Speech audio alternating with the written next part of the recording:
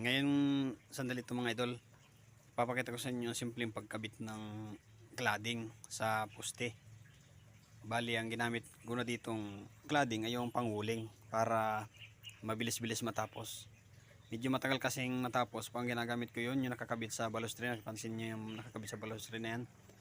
Yan ang malimit ginagamit namin sa poste. Ngayon, itong pang huling.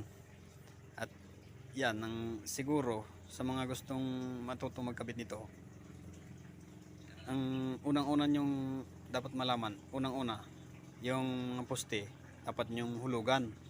Lalo na kung hindi pininis. Tulad nito, ang kinakabitan kong ito, hindi ito nakapinis. Kumbaga, pagkabuhos, yun na, hindi na pininis. Kaya, bago ka magkabit,